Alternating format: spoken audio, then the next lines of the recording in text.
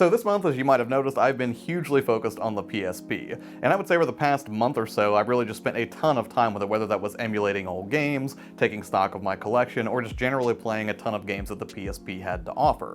But I have to admit, it's kind of weird collecting for the PSP in 2022 because, by all rights, I could just download the entire PSP library probably and then just throw it on a couple of beefy memory sticks and call it a day. But as a physical collector, I'm always going to prefer the physical copy over just having ISOs or ROMs or anything like that. Even for the PSP, where I know that it is demonstrably more efficient to use ISOs or CSOs to play those games than it is to use the UMD, which is less efficient when it comes to things like power consumption or performance.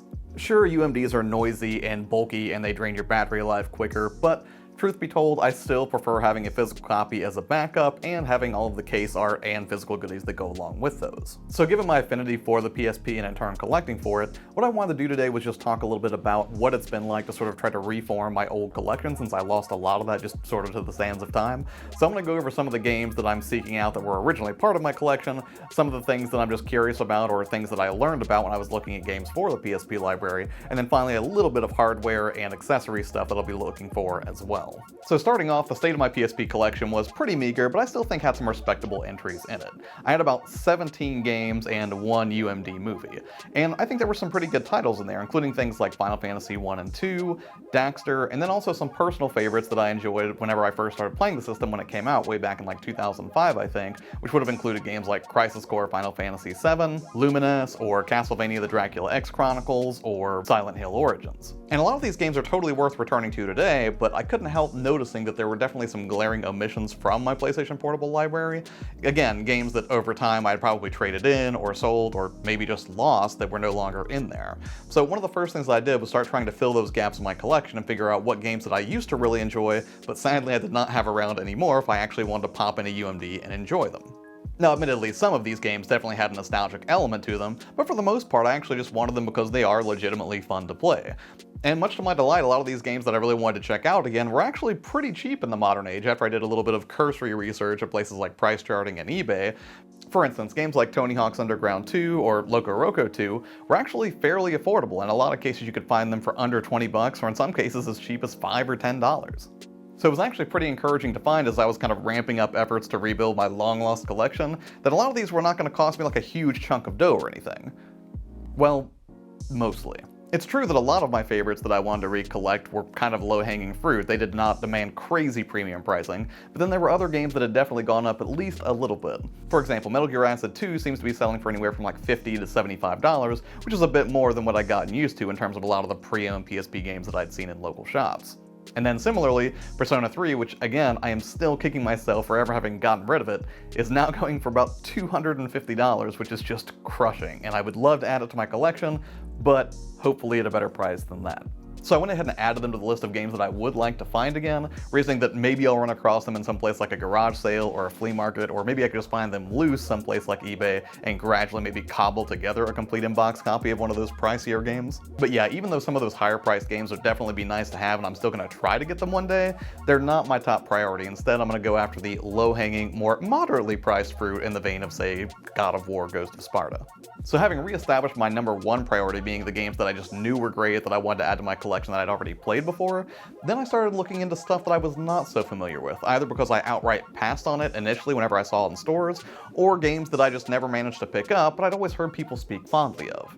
And I would say one of the first ones that I noticed when I started researching these was Final Fantasy Tactics War of the Lions. Now historically I haven't been the biggest tactics RPG fan, but because I've kind of been on a Final Fantasy portable collecting kick anyways, and I did find Final Fantasy Tactics for the Game Boy Advance, I thought I would go ahead and try to track this one down as well. Also, side note, I was really surprised to find out that Final Fantasy Tactics War of the Lions is not the same game as Final Fantasy Tactics Advance for the Game Boy Advance, and I always thought they were the same. Rather, this one is actually a remake of the original that came out on the PlayStation 1, and Final Fantasy Tactics Advance is not necessarily a sequel, but it exists in the same universe, and apparently that's a universe that threads not only through the Tactics games, but then also into the main series in Final Fantasy XII, and also apparently takes place in the same universe as Vagrant Story. And figuring all that out while I was doing research just kind of blew my mind a little bit. I just thought that was really interesting. But then there were other games that I kind of wanted to seek out because I was relatively sure I'd have a good time with them, even though I, again, just never thought to pick them up whenever the PSP was first in its heyday. And that would have included games like Burnout Legends or Hot Shots Golf. both of which seemed to be pretty affordable and from what I could tell looked like really fun games to play. So aside from trying to fill out the obvious gaps in my collection and then checking out a couple of titles that probably would have been on my radar if I'd paid more attention when the PSP was still out, then I started discovering entirely new games that I wanted to add to my collection that I had zero familiarity with, from friend recommendations or otherwise. And I found a lot of these complete unknown but very interesting looking titles by watching things like YouTube videos or checking out best of PSP blog posts, or really just scouring any place I could find on the web that talked about, the best of what the PSP had to offer, and then comparing that against the games that I kind of already knew about to see if there would be anything that would pique my interest. And there are a lot of games on the PSP that I was just completely oblivious to. A lot of them were RPGs. There are also like some wacky horror games that seemed like they'd be a ton of fun for October, arcade collections, and really just a whole mess of other titles that I decided I would start keeping an eye out for whenever I went to local shops, or if I went to like a con or something like that where there would be a ton of PSP games likely for sale. And going through this deeper dive into the PSP library was just a ton of fun. Again, I'm not going to prioritize these new things that I discovered over filling the gaps in my original collection, nor games that friends have blatantly recommended to me based on my tastes, but still, it's nice to see that there was like this whole ocean of games that I might have completely disregarded otherwise. So I think that kind of wraps up the games that I'm looking for, covering the whole spectrum from the stuff that I'm intimately familiar with to kind of familiar with to, wow, what is that? I've never heard of it before. So what about hardware for the PSP? So when I started this entire PSP collection restoration effort, I really only had two PSP consoles in my possession. The first was the PSP Go, which I bought a few years back at a pretty decent price, and really that wasn't so much for PSP games as it was me just messing around with emulation and the fact that it's an incredibly pocketable system. And the other system was that busted up PSP 1000 that I did the screen repair on in last week's video, which is pretty great, but it's also the bulkiest PSP model since it was the first of Sony's offerings for that unit. And I love both of these systems for different reasons. Like again, the Go is great for emulation and it has support for Bluetooth headphones, which is kind of rad, but it can't play UMDs. And on the flip side, the PSP 1000 can play UMDs, but again, it comes in that bulkier form factor. So knowing this, I decided to go ahead and pick up a PSP 3000 a couple of weeks ago from Play It, figuring it's basically kind of the middle ground between the original PSP and then the more forward-thinking PSP Go. But the thing about the 3000 is it sort of got me nostalgic for the PSP 2000, which I did have at one point in the God of War Red, and like an idiot, I traded it in, probably towards the Vita or Vita games at the time. So that's a console that I am on the lookout for, and it's one of those things where I've been kind of checking eBay to see if anybody puts one up at a decent price. I've not seen this guy locally in any shop so far, but if I do, I'll probably just go ahead and grab it immediately just for, again, nostalgia purposes. But then also I thought it would be fun to do some model comparison videos between the Go, 1000, 2000, and 3000, and then I would have pretty much all of the PSPs, with the exception of the PSP E1000, the PSP Street, which is a completely different model, but yeah, I'll probably go over that in a future video. But for now, I think from a hardware perspective, the only thing that I'm really wanting to track down is one of those God of War PSP 2000s. Beyond that, there probably are a few accessories I wouldn't mind tracking down, but it's really not that interesting. It would probably be stuff like, the original PSP cases that were released, or some of those UMD storage cases.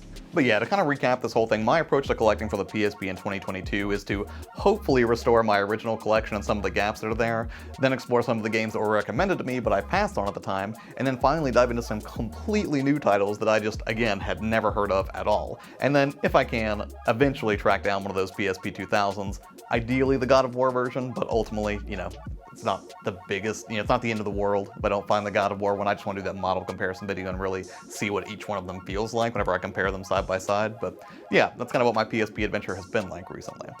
And because I've already started this PSP collection restoration journey, there are some pickups that I've gotten recently which I'll be showcasing in a video probably this week or next week, I would say. And then also I will be doing some videos kind of talking about some of the lesser known games from the PSP library, as well as the ones that I think are just, absolute no-brainers to pick up, or the ones that I think are really just top tier games for the system. But hey, what about you? Are you collecting for the PSP in 2022? If so, and you have any recommendations, I would love to hear about them. As always, thanks for taking the time to watch the videos. It means a lot. Take care, and I'll see you on the next one. Bye.